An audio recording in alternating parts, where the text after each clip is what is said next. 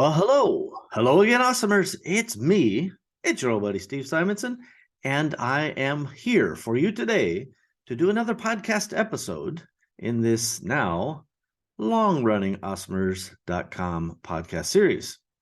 Now, for anyone who has been wondering, where are we in our Founder Foundations mini-series? We're coming up near the very end. There's three more episodes to go in this series, and today is the first of those last three. And by the way, the next three are quite critical in terms of finishing out that management concept for you to focus on what are the processes and training areas that you need to develop for yourself and for your team. And today specifically, we're going to talk about the concept of building position agreements. So we talked earlier about making a functional org chart and then, kind of defining what are the subsystems within that org chart and then even assigning names.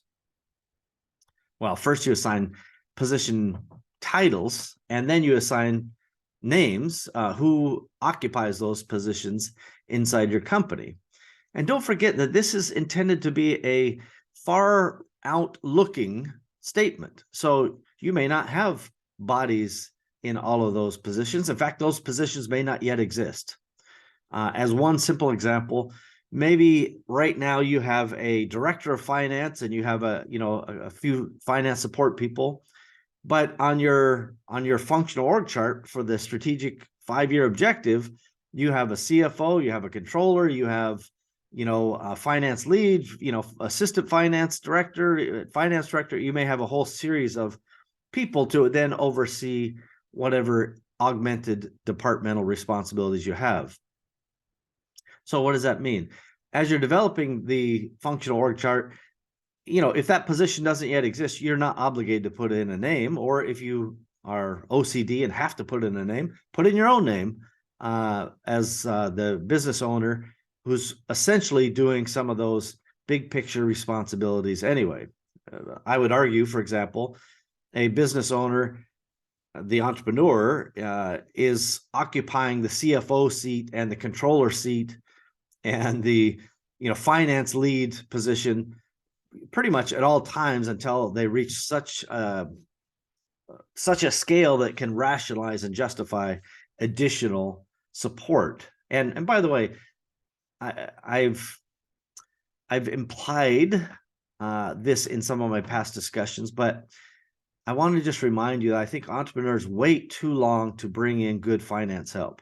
In fact, they focus on doing the wrong things. They focus on the transaction level, like figuring out how to put things in a system or getting reports out, instead of saying, no, what do I want the system to produce for me? What's the output that I'm looking for? And then who can be responsible for that? And investing in that freedom, right?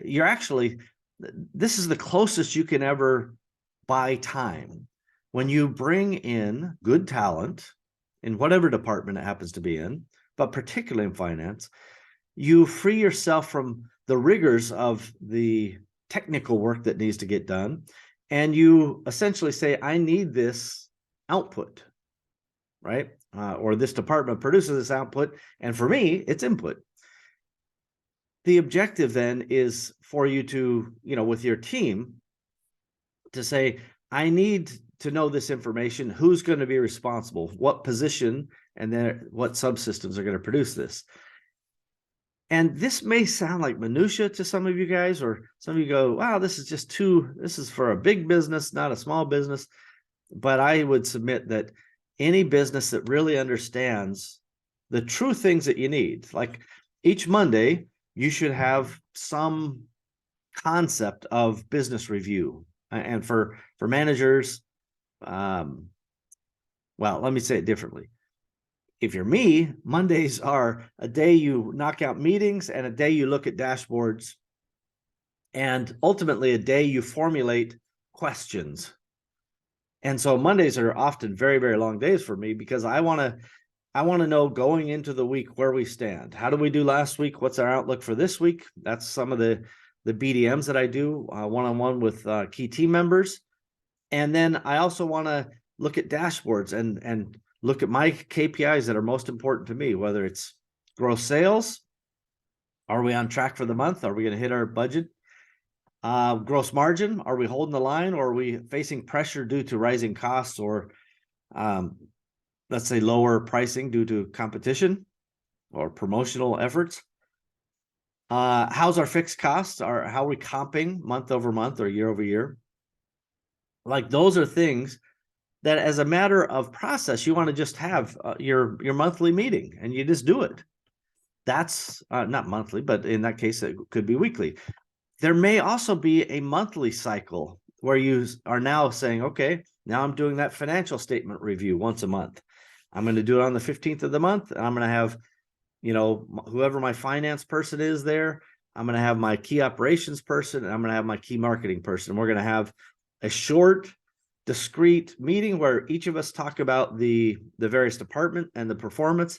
And as fast as we can, we're going to kind of understand where we're at, and then we're out. My objective when I talk about meetings is not that you host a bunch of meetings that are pointless and everybody just flaps their gums for the entire time. My point is that you move with urgency to pre-systematized, meetup times. You everybody brings in their relevant information to those meetings. You have conversations that are, they're actionable. It's like, hey, is everybody on their numbers for this week? Let's say it's a budget kind of review. Yes, everybody's hit their top line numbers. Anybody have any problems, for this time period, whatever it happens to be? Let's say it's a monthly meeting. And everybody's like, nope, no problems. Anybody have anything else that the group needs to know? No? Boom, we're out. That could be a stand-up kind of meeting. If somebody raises an alarm and goes, yeah, we got a problem, and here it is, we're 20% below our sales volume. We had delays, getting our product out of Asia due to things outside of our control. So that means next quarter, we're also going to be below inventory because our stock's going to show up 6 weeks late. Like, these are things that then you dig in and you start to say, well, what can we do about that, if anything?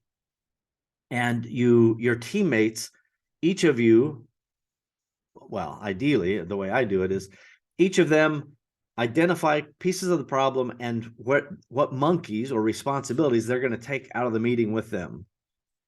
For anyone who's listened to Awesomers for a long time, you know that I love the book, The 1 Minute Manager Meets the Monkey. It's an hour or two read, and it will teach you the art of delegation in a fun and informative way. I never want to leave a meeting with a monkey on my back, right? I don't want to take a responsibility away with me. That's not my role. My role is to understand, to bring in information, to analyze that information, ask a bunch of questions, and then ask for recommendations from the team. And ultimately, if some tie needs to be broken, let's say that, the team says we should all do this, and there's some disagreement between the team members, and there needs to be a sort of a command decision. That's when I step up and I go, thanks for all the info. I hear it based on my experience, based on my gut. Here's what we're doing. And everybody gets on board and we move from there. That's kind of how things should work. So in this particular conversation, I want to share with you the idea of developing a concept so that you have a position agreement, and the how of you building those position agreements is what I'm going to get into today. And so in this case, I've decided to use a visual aid, which I have not done up until now in this series, but I feel like if I don't use a visual aid, then you guys you're at a disadvantage. So I'm gonna put that on the screen for you. And my objective is so that you can see some of this draft functional org chart.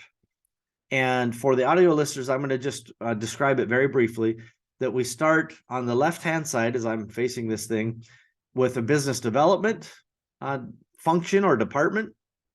We move then into merchandising, onto marketing, then to sales, operations, business intelligence, information technology, and then finance.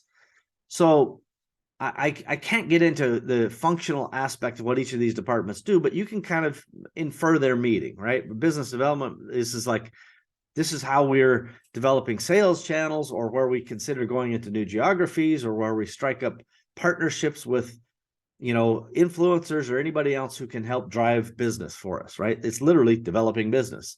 So we call it biz dev. Merchandising this is where you're building product and you're developing content and you're developing brand assets and things like that. This is, part of the factory that's starting to create stuff. Marketing is now all about how do you promote that product or service or whatever you happen to be building in your factory, and what channels do you want to drive traffic, and how do you go find that customer avatar that you've already identified, and what components of marketing do you need to formulate together to create a comprehensive marketing message. For example, a video doesn't just have a video, it has often graphics, in that video. It often has, some sort of copywriting, maybe a voiceover, etc. So how do all those assets fit together, and what positions do you need in-house or third-party, outsource, gig workers, whatever, to get that job done. Finally, you move into sales, where you're making the cash register ring. Now, there's some, let's say, B2C companies that don't think of, sales, that they just let their shopping cart do the work. Fine, that's okay. There's plenty of B2B cases where you should have not just sales managers and sales associates, but have a really comprehensive sales urgent structure where people are like, hey, we eat what we kill here. And I would argue that in big ticket e-commerce sales or any sort of manufacturing, anything like that, you really need to consider, how does a sales effort get managed in there. By the way, some people, I use the term sales, but in e-commerce, you might call this the where they're doing conversion rate optimization, right? Because they're focusing on that transaction, getting them from a lead to a sale. So whatever, again, nomenclature, I'm agnostic about vocabulary, but I want you to know your vocabulary. That's a big difference. And finally, operations includes kind of any of that tactile, on the ground. We got to touch stuff, do stuff, move stuff, fix stuff, service stuff. That's where we throw a lot of our operational stuff in. So that can include, sourcing and, manufacturing, production, any sort of the logistical movements of products.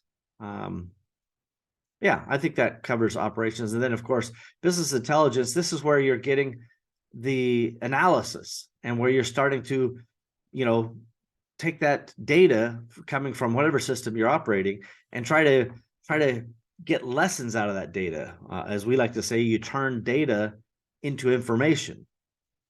And then you have your IT department. This is your support for, your organization. What service are you using for communication? What email company are you using? All these little tiny things that, are, again, they don't seem important, but they're really important, especially as you grow an organization. Do you have a VoIP phone system? How are you communicating with each other? Is it just over WhatsApp or something simple? And I'm not saying that's a bad thing, but I am saying you, at some point, especially as you grow, you're going to start to think about these things and how you systematize them. And then finally, in finance, this is where you're counting all the beans and trying to make sure you have good systems for both the management of that and the counting of that, but you also are aware and you're trying to be cognizant of the fact that, finance is what catches people who steal from you. It's what catches gaps in the system. Gosh, we signed up for something on a credit card 2 years ago and we forgot about it, and we're spending, $200 a month on it. It would be nice if somebody in finance said, why are we doing this? And pushed it back to the functional department that's responsible for that. And by the way, it's not like I'm, even though I know these things, even though I'm sharing and one would argue teaching these things, we're not immune to making mistakes. We just found on one of our credit cards, a company had basically overcharged us by $6,000. And without finance kind of going through an audit process and starting asking questions and pushing it back to reauthorize with the department that, that is responsible for it, we wouldn't have known that. And that's, $6,000 worth of our money that was being misappropriated. So no matter what position you're looking at, all of these parts of your functional org chart break down now into subcategories. So under operations, you might have a sourcing person. They're responsible to go out and source whatever products that you're selling. Again, I recognize this may differ for some people in the service business, but there are many parallels that you can use this example for. So a sourcing person, their position agreement might be something like, my job is to maximize our, return on investment from new product development and deliver products on time within, 90% of, expected ETAs, expected estimated time of arrival. So we're trying to have just a general position statement that is somehow quantifiable. Like I want, 95% on-time delivery, and, here are my general responsibilities. But you're going to take it farther, and you're going to get much, much deeper into it. And I'm quite serious about getting deep when I say that position should start with basically these components. So this is stuff you want to write down if you are paying close attention. Now, I'm not oblivious to the fact that some of you may be driving around or not in a position to take notes, so you'll just have to remember to go back and play this back later. But if you're making an agreement for a position, you kind of start with, well, what's the name of this? What's the title of this particular position? And then who do I report to, right? Who's my direct supervisor for this position? Then you drop that result statement that I just put in for like the sourcing manager. I'm accountable and responsible for producing, on time, 95% sourcing solutions for the, business development department or operations department or whoever is their kind of upstream input person. And then, so that's a very simple result statement. And by the way, you can customize it and change it, but it should be very simple, 1 or 2 sentences. And then, it should be, hey, here are the types of things that I do as a component of my job. And you'll list those things. I like the old E-Myth version where they think about, how much of my work is entrepreneurial, that's visions type stuff. How much of it is managerial, that's like evaluating and managing other people, quantifying how they're doing. And then how much of it is technical work or tactical work, as I often refer to it. And so you would just list the type of work amongst those 3 things, those 3 categories. And this is, highly inspired from my history, my memory of how I used to do things in the 90s when I went through training and so forth with a mentor and entrepreneur who was really helpful to me. But this concept is timeless, right? You want to do this over and over for each and every position. And then you'll start to put down any standards that are relevant for a position contract. So if you think of it as this is the core agreement you're trying to strike with somebody who's in this position, and this establishes their accountability. So, maybe you say, well, every Monday you have to turn in an inventory report if you are, the inventory manager. And your in-stock rate has to be, 90% or whatever the number is. And your, missed shipments or bad, let's call them defective shipments where, you picked the order wrong, should be less than 1%. It's for Amazon FBA sellers, it's quite similar to how Amazon has the seller scorecard. That's your position agreement with them. And I'm suggesting you should have a position agreement for each position in your organization. And I will again tell you, the get out of jail free card on this, everybody, is getting a good HR person who can do this work for you. That you present the vision of what you want with position agreements, and then they go through position by position and they list, again, that title, the result statement they want. They figure out who the manager is upstream for that, and then they go through all that, type of those different types of work, and then whatever standards apply to it. And then finally, you get to literally like a contract page, a signature page, where both the person who's taking on that responsibility and the manager of that, they're all agreeing to this stuff. So this should not be a case where someone says, well, golly, it's not in my position agreement, so I'm not doing the work. That's not the objective here. By the same token, if it's not in there and you're trying to, hold them accountable to something, we have to have some reconciliation of that. Go, no, we need to adjust the position agreement. We didn't have the system adequately organized, and therefore it didn't produce the result. So we're going to have to augment this position agreement. And you can either do that with an amendment to the position agreement, or you may just simply redo it to a new one. The number one thing that you want to think about is, again, filling in those blanks so that you don't have any gray area.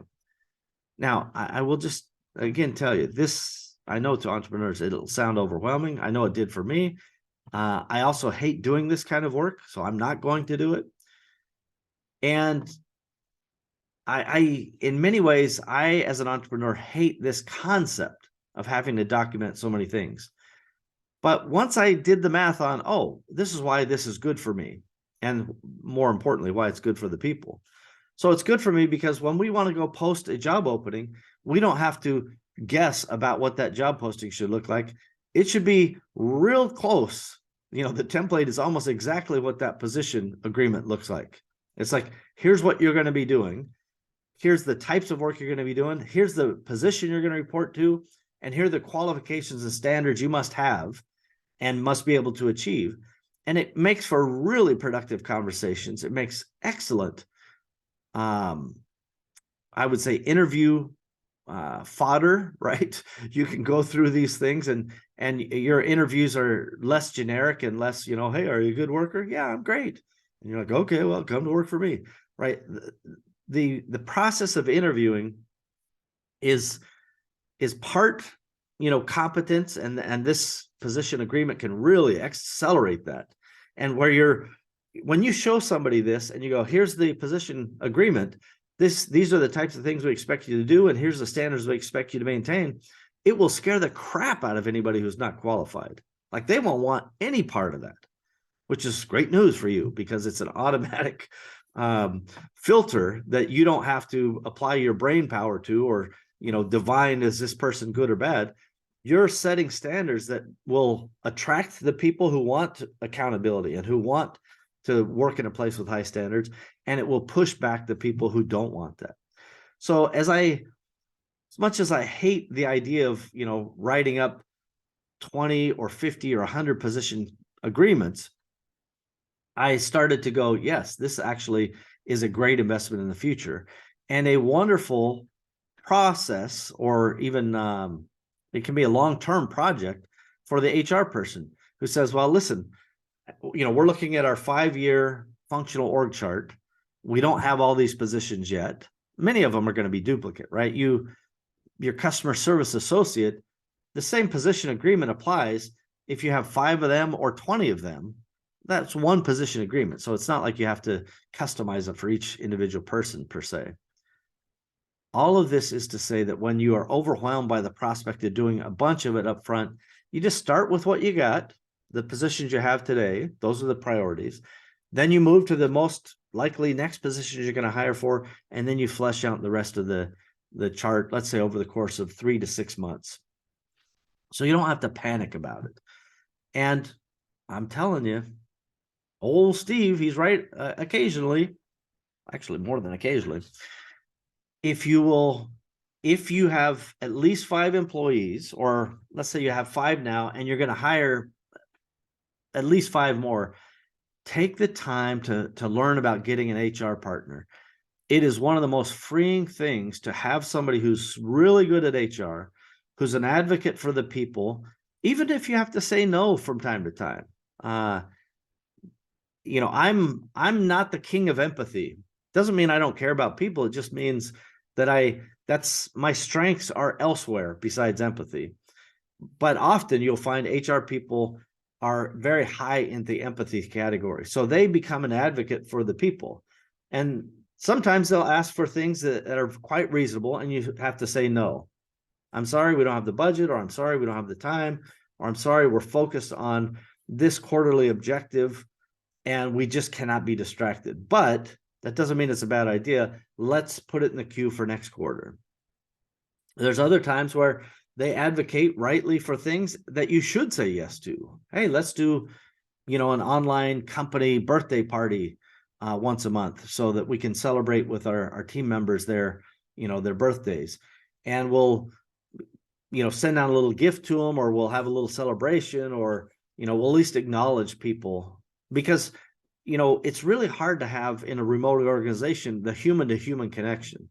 So having a really good HR partner is something that I highly advocate, and they can do all of these position agreements for you, and they can make it a process, and it will not only help their future work, like hiring future people, and eliminate you from a lot of that busy work.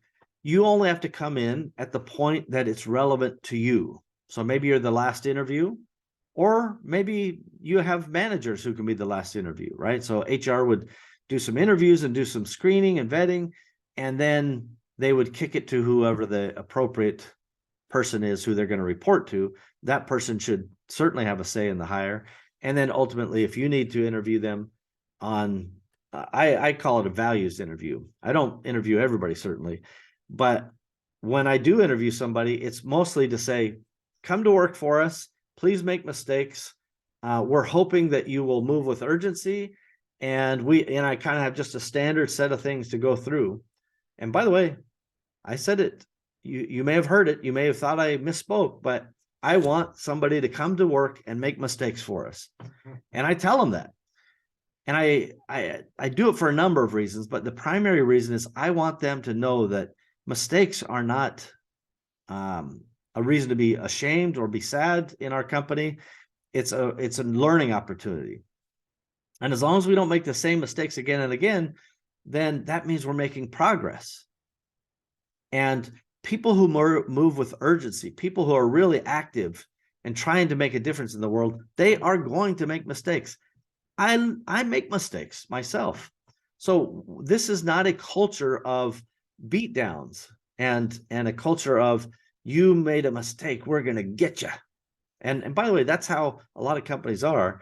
And even worse, that's how a lot of people, particularly in the Asia-based, worker community, they're afraid of basically jerks and people who are going to yell at them. So they become very timid, and they become very, I would say, risk adverse.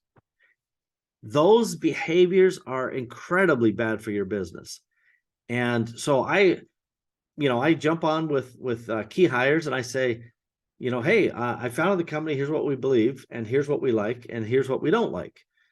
And if you believe those things, and if you can be, instead of a warm body, you can have a big brain and make things happen and give us your ideas and tell us when we're stupid and make mistakes, then you might have a place here, right? That is the kind of culture that I want to set from the very beginning. And ultimately, I want my managers and the HR team and everybody else who's involved to also apply that same wisdom and knowledge, because humans are not built to, be robots, right? We need to operate in a way that is aware of human frailty and human ability to make mistakes. Now, I will say it one more time. I've already said it earlier, but I'm going to repeat it. Making the same mistake again and again is sloppiness. That is not what I want, and nor will I accept it. And I'm super clear about that in the same meetings. Like, if you can't learn from your mistakes, you don't have a big brain. You got to go. That's it.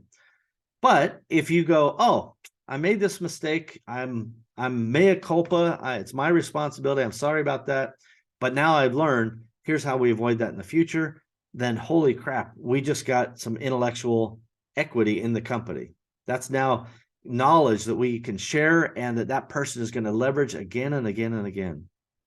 And I will just tell you, it's incredibly powerful. So position agreements, very important step. It's a long one, and I know it can be intimidating, but I'm imploring you, I suppose, to take the step and commit to it, because it really can change how you're able to scale and grow in a dramatic way. Not only do you know where you need to go, so it's giving you a roadmap, but man, it accelerates the hiring, and it creates these filters that help you find, separate the wheat from the chaff, to use an old saying. So all of this is highly beneficial, but it does take some upfront groundwork. So you decide if you're going to make the investment, but whether or not you make the decision to do it, you'll pay the consequences one way or the other. And remember that consequences could be positive or negative. If you do the work and you get it done right and you commit to it, you're going to have great consequences. And if you choose to ignore it and you don't do the work, you'll still get the consequences. They just won't be great. Huh? How's that? That's a guarantee from Steve. Awesomers, I appreciate you. I hope you are sharing and liking and clicking the buttons and commenting even, so that we can send the algorithm all the warm fuzzies and amplify these messages. Thanks, everybody. We'll see you next time on the Awesomers.com podcast.